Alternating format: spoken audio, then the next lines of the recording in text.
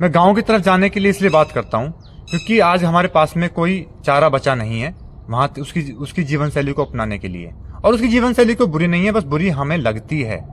अब वो भी बुरी हमें इसलिए लगी कि हमें शहर वालों ने आके बता दिया है कि आपका जीवन तो बहुत खराब है, आप ऐसे जीते हो, आप ये खाते हो, आप ये पहनते हो, तो बहुत छोटे लेवल की बात है, तो इसलिए हमें बुरी लगती है, वरना बुरी है नहीं।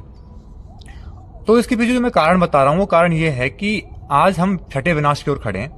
आज हमने पृथ्वी को बर्बाद कर दिया, जंगल बर्बाद कर दिया, विकास के नाम पे बहुत बेवकूफियां कर डाली हैं, और उन्हीं बेवकूफों के पीछे आज गांव का व्यक्ति भी भाग रहा है।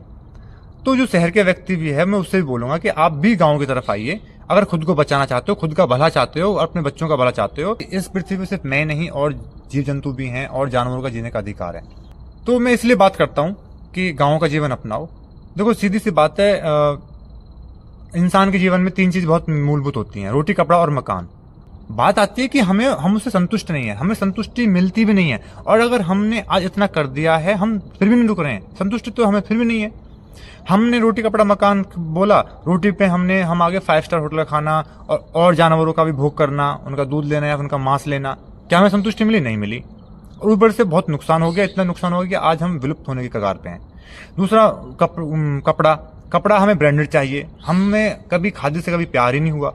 मैंने बोला वेस्ट से आया, वेस्ट से शहर में आया और शहर वालों से गांव में आ रहा है। हम बहुत अपनी बेइज्जती महसूस करते हैं कोई नॉर्मल कपड़ा पहनने में। फिर बात मकान आता है।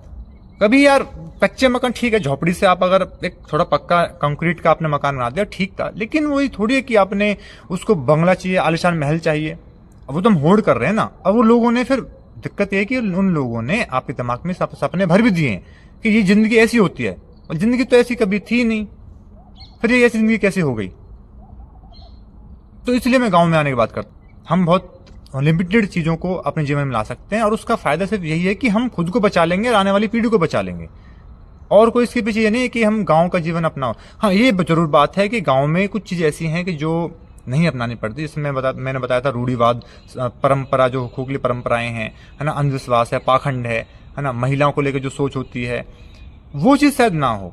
इसलिए विज्ञान की बात करी, क्योंकि विज्ञान होगा तो हम चीजों को समझेंगे।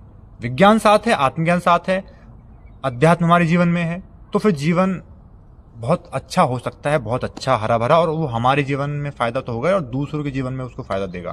तो इसलिए मैं बात करता हूँ गाँव के आने के लिए। और अगर आप वास्तव में इंसान हो तो गाँव के जीवन शैली को अपनाने की तरफ आप जाओगे।